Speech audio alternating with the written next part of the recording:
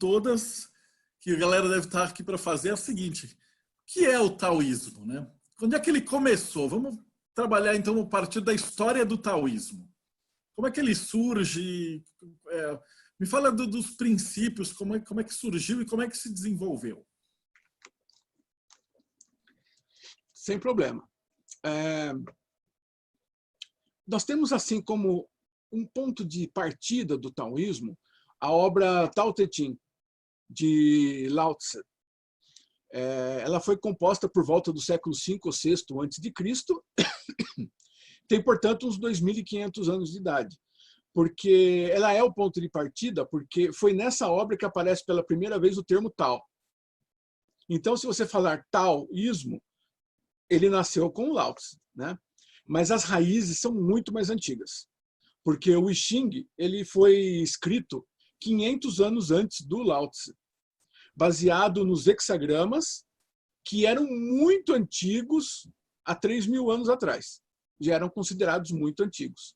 Então, as raízes do taoísmo elas se perdem na história, mas ele começou a ser moldado a partir de Lao Tse, que criou os fundamentos dessa filosofia. Então, nós temos essa parte antiga, considerada como a parte clássica da filosofia chinesa.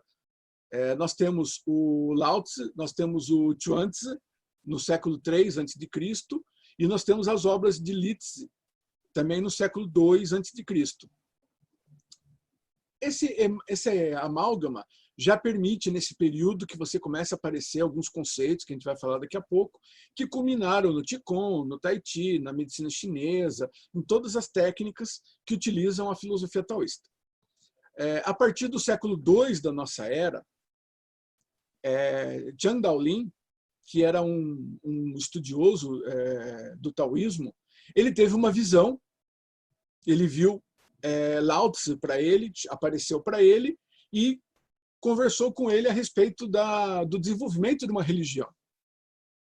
Então, Zhang Daolin ele pegou esse conhecimento do taoísmo e se juntou com a religião ancestral chinesa.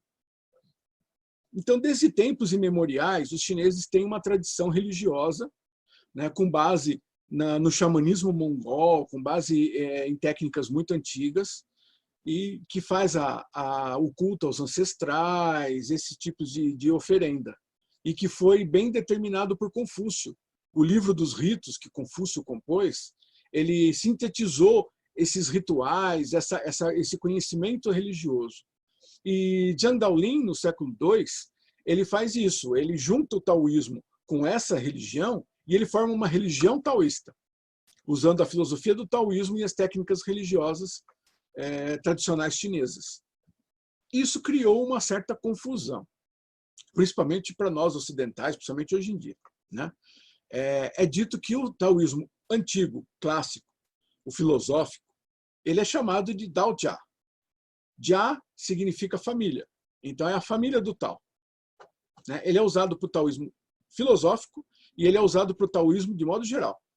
Quando se fala em taoísmo, se fala Dao Jia. Por isso, inclusive, que é o nome da revista. Nós falamos de taoísmo de uma maneira geral, de uma maneira ampla. A religião ela é conhecida como Tao Jiao. Jiao significa ritual. Então, seriam os rituais do Tao. Então, você teria a filosofia do Tao e você teria os rituais do Tao. Isso é negado peremptoriamente por acadêmicos e, inclusive, pelos religiosos. Eles dizem que o que existe é taoísmo religioso, não existe mais nada. Tá? Só que você tem que perceber que, quando Zhang Daolin criou o taoísmo religioso, o taoísmo já tinha 700 anos de desenvolvimento, né? Inclusive, no século I a.C., o grande historiador Tima Chen falou sobre uma escola de pensamento chamada taoísmo, chamada Dao Jia. Então, isso já foi marcado no primeiro século antes de Cristo, que existia uma corrente de pensamento já do taoísmo. Então, você pode falar do taoísmo filosófico e do taoísmo religioso sem problema nenhum, porque você vai fazer Qigong, você não vai fazer nenhum tipo de exercício religioso. Você está fazendo um exercício baseado na filosofia taoísta, né?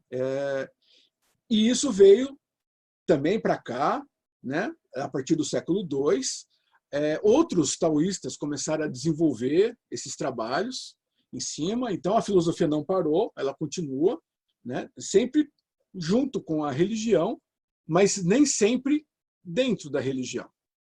Então, quando o John Blofeld, o pesquisador britânico, ele esteve na China nas décadas de 20 e 30 do século passado, ele constatou que existiam comunidades taoístas leigas, por assim dizer, eu não gosto dessa palavra, mas não religiosas, por assim dizer, e existiam comunidades religiosas. Então, você tem essas duas instâncias dentro do taoísmo perfeitamente. E ao longo desses últimos 1.800 anos, e quando a gente fala de uma coisa muito antiga, começa a ficar até meio perdido essas coisas, né? Porque nós somos um país que tem 500 anos, e você fala que o negócio tem apenas 1.800, é uma coisa meio estranha, né? Mas nesses 1.800 anos houve vários desenvolvimentos. Desenvolveram melhor as técnicas do Qigong, existia a alquimia chinesa, né? A alquimia taoísta, que é a alquimia interna, a partir do século II, III. Então existiram alquimistas como Wei Boyan, como Kohun. Wei Boyan, inclusive, fez a primeira fórmula da pólvora, foi um cientista taoísta que criou a pólvora. E tivemos médicos como Sun Simiao e diversas outras personalidades. A partir do século V, por exemplo, começou um movimento no taoísmo no sentido de se juntar às três joias, chamadas três joias, que são as três joias do pensamento chinês: o confucionismo, o budismo e o taoísmo. No caso, o budismo chegou por volta do século II ou III da nossa era, é uma colocação tardia, né? E aí a ideia era juntar essas três filosofias e fazer uma filosofia que fosse definitiva. Então, o taoísmo começou a sofrer muita influência do confucionismo, do budismo, né? Mas sem perder as suas características nitidamente taoístas. Então, se você fizer hoje um exercício de arte marcial, de Tai Chi Chuan, você vai ver que tem componentes taoístas, tem componentes confucionistas e muitas vezes tem componentes budistas também. Então, é uma coisa que ficou muito marcado, né? Se você pegar, por exemplo, o Zen ele nasceu na China como o budismo Xian. O budismo Xian é uma mistura do budismo Mahayana da Índia com o taoísmo.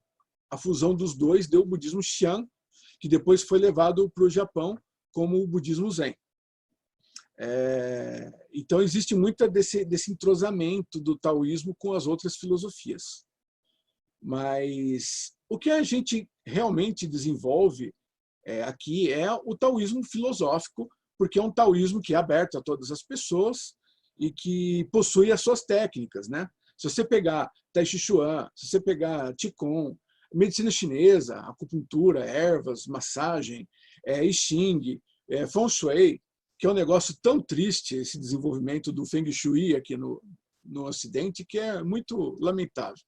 Mas se você pegar o Feng Shui tradicional mesmo, chinês, todos eles usam exatamente os mesmos conceitos, porque todos são derivados do pensamento taoísta.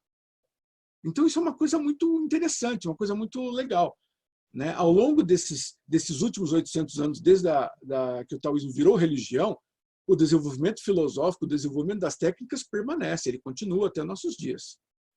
Inclusive, tem uma última edição da nossa revista, teve Chao Bichen, que foi um taoísta comecinho do século XX, e ele começou a moldar as técnicas taoístas tradicionais com a anatomia ocidental.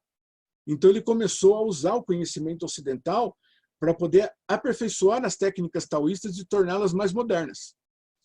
Então, ele fez uma ponte entre a China antiga e a China moderna. Então, o taoísmo continua se reinventando, continua se desenvolvendo até os dias de hoje. É uma coisa bastante interessante você ver esse tipo de colocação, né? Porque é uma filosofia das mais antigas do mundo e que, ao contrário do que acontece geralmente, ele tem 2.500 anos de desenvolvimento ininterrupto. Isso é uma coisa que é, assim, uma preciosidade. Se você contar a partir do I Ching, que é a base de todo esse pensamento, que começou em Yang e outros conceitos, nós vamos ter 3.000 anos de desenvolvimento ininterrupto, né? Isso é uma coisa praticamente inédita. Você tem um desenvolvimento contínuo, contínuo, contínuo. Então, o que nós pensamos de taoísmo hoje começou há 3.000 anos e vem ganhando terreno até os nossos dias atuais.